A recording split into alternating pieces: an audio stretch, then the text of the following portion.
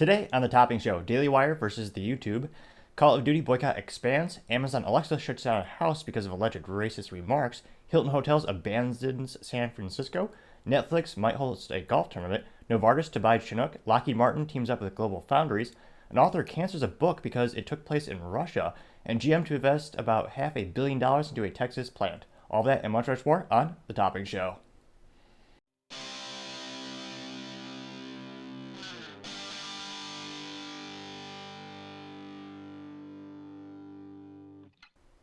Thank you for taking the time to tune in today. Today's episode of the Topping Show is sponsored by Topping Technologies. Topping Technologies is an IT value-added reseller services company with a special proficiency in IT security.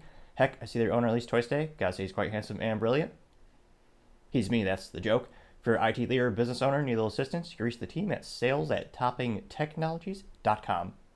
Now, going on to the business blunder of the day. You have the Daily Wire versus YouTube.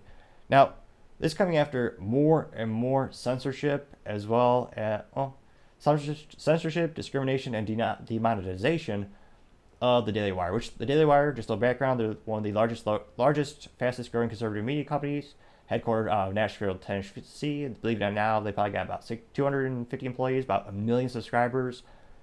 So in terms of traditional media, not very big, but in terms of up and coming media and alternative media, they are one of the largest and fastest growing and most successful. 1 million paid subscribers is astonishingly successful for a company of their size. Shoot, I really appreciate if you take time to like, subscribe, and comment to this video, because every comment, every subscription helps out. Now, DW Plus or Daily Wire Plus is their paid subscriber, where you pay, you get access to their videos, their reading, what have you. I use it, partially use this as I reference some of the articles that they publish, and I find their material interesting as well. Now, their co-CEO Jeremy Boring noted in the past 90 days, accounts associated with the platform have received 104 violations for quote-unquote hateful and derogatory content, unquote.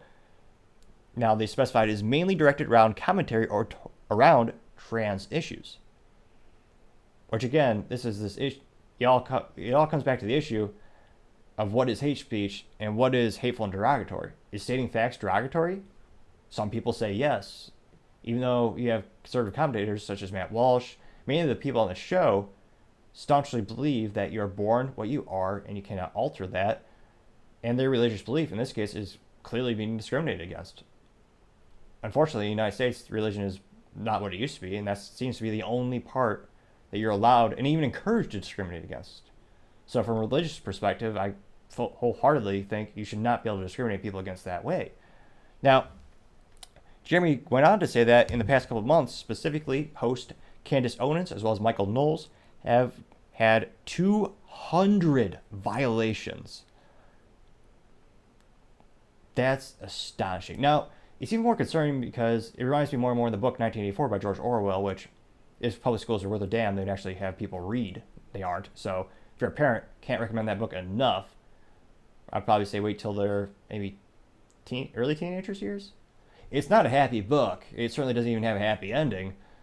However, it is exceedingly realistic and accurate on how it depicts the world.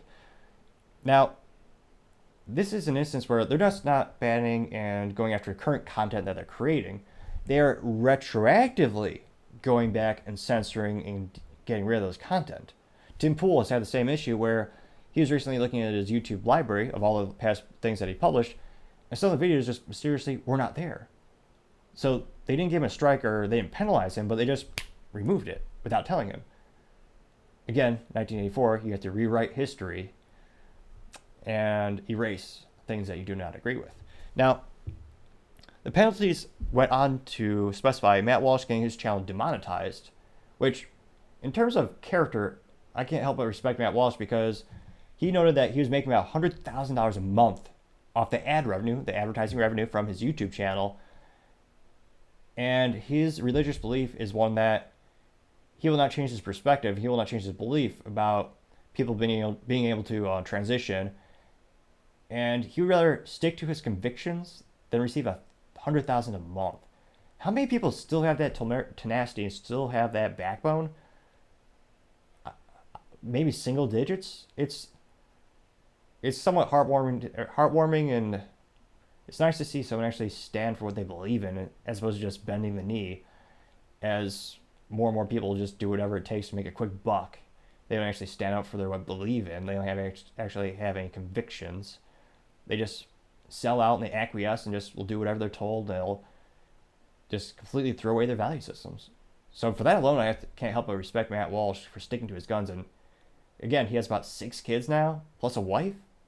So it's not as if he has nothing to lose, but he decided he's going to stick to his conviction. So his channel is completely demonetized now. He can still have his content there, depending on what he posts. They'll probably remove it. But all the ads you see, if there are still ads, I think 100% of that money goes to YouTube. I'm still learning about that. This channel still isn't monetized yet. Thankfully, thanks to all the people tuning in, we're getting closer and closer every day, and I greatly appreciate it. So I'm learning a little bit more about that from that perspective. But he's basically, right now, using it as a marketing vessel. So you see him on the YouTube, because they do have the largest audience on the planet. And subsequently, they're hoping that you actually go to dailywire.com and click and subscribe and pay for the subscription so that they can actually pay for their employees and their editors and all of that good stuff, and they can grow the company, have a big impact on the culture wars. But right now, that's become almost like a loss leader. They're not making money on the YouTube, but still it costs a lot of money to produce it, and they put it there.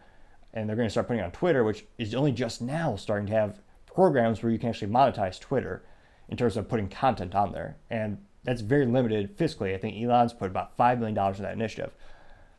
I digress. I'll get back to the point.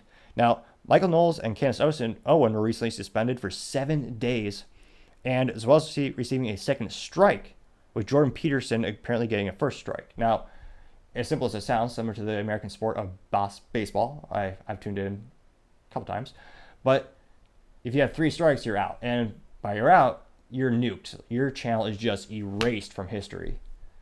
Further emphasizing the importance of 1984 and the dystopian future that we live in, or present rather, is quite concerning, where all Americans used to believe, I may not believe in what you're saying, but I'll fight to the death for your right to say it. Unfortunately, now most people are saying, if you offend me, you shouldn't exist, which is quite concerning. So they've gotten 2 strikes. And again, these personalities and these reporters, whatever you want to call them, their whole life is media creation and distribution. And in portion of the YouTube, 25% of the US population gets their news off YouTube. That's huge. And that number is only going to exponentially increase as more and more people cut the cord in terms of, good old-fashioned cable news network. You guys have Fox News brilliantly shooting themselves in the foot multiple times, firing their top personality, Tucker Carlson, who subsequently got over 100 million views on the first video he put on YouTube showing his first show. Yeah, Fox News is in trouble, to say the least. But you're seeing more and more people go to the internet and go to these platforms for their news. If you have the largest singular platform censoring whole groups of people in whole areas of thought, well, that removes all possibility of actually having a debate of ideals, and you're not going to have the best ideals come to the surface if you're not allowing those ideals to exist, or you're just, more accurately, suppressing them, annexing them, and completely admonishing them from our society. Now, in terms of how much of an impact this has on YouTube, the Daily Wire is huge. Now, in last week, so this is 1 week, the Daily Wire and all of their associates, so all the main personalities, you got Matt Walsh, Candace Owens, Ben Shapiro, Michael Knowles. I'm sorry, Michael, you're still in the top 4. I didn't forget about you. But all their associates combined, 157 million views on YouTube. That's huge numbers. YouTube is profiting off of them, and people are going to YouTube just for them. And yet, they're completely treating them like a malicious tumor that needs to be subsequently removed. Now, YouTube is also having an issue because they're losing ad revenue year after year after year. The amount of ads that businesses are paying to put on the platform is decreasing. I believe it's an average of about 2.8% last time I reported on it a couple weeks back. If anything, YouTube should be incentivizing more philosophical, more different perspectives to come onto the platform to give the consumer more options, and it also fuels more interest as well. There's nothing more boring than turning on the same mainstream media because you're going to see the same issue reported the same exact way. The reason I like and enjoy and seek different alternative opinions is because it makes life a lot more interesting. You also learn a lot more about the topics and the subjects being covered. It's inherently more interesting, which is why I always tell people, if you're watching something on the far left or the far right or the left or the right, check out both perspectives. It's fascinating in and of itself just to see how they'll cover the same issue from two different perspectives, and you'll learn new things every time. And I would also argue, in ways, it also makes you a more rounded person because you're gaining perspective. It makes life a lot more fun, a lot more entertaining. Truth be told, some of my most favorite debates and just chats are with people who are more on the left side of the aisle, and just learning about what are their thoughts on the same issues, what are their arguments, what are their ideals, and seeing where more often than not there are still some overlap that unfortunately mainstream media wants to think it's all one side versus the other. It's a binary choice. But in many ways, I think Americans agree on more things that they think, and hopefully someday they'll figure that out. But for YouTube, again, this is a suffering platform. They're losing ad revenue. To start poking and bullying one of your top producers, that's got to be the business blunder of the day. And a lot of these personalities, they're on the precipice of being completely demonetized. No, not only demonetized, but they're about to lose those personalities forever. Because again, if it's 3 strikes, you're out. And guess where they're going? Twitter, Rumble, all the alternatives. The Daily Wire Plus has their own channel that they have. If you go to their website, log in, they have their own videos hosted there as well. So all their alternatives are growing exponentially, and YouTube is hurting, and yet they're still going to do this.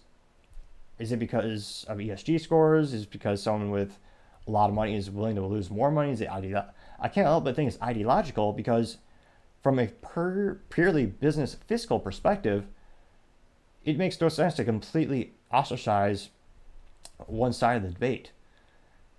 Some people say that advertisers are pushing it because they want less controversy. But again, you're going to get the most volume of users and prospective clients, I think, if you allow more discord, more conversation, more perspectives, more content in general. If anything, YouTube should be paying or incentivizing the Daily Wire to be exclusive content where people could only get that channel content on that one platform. But they're not. They're just pushing away one of their top producers. And I can't help but think that's got to be the business blunder of the day, if not perhaps the week. Time shall tell. But I want to take the moment to thank everyone for taking the time to tune in today. Cannot thank you enough for liking, subscribing, commenting. Each one of those things greatly help the channel out. Also, don't forget to tell your family, tell your friends, tell your coworkers, heck, tell your enemies, tell anyone and everyone. Just stay safe and fight the good fight.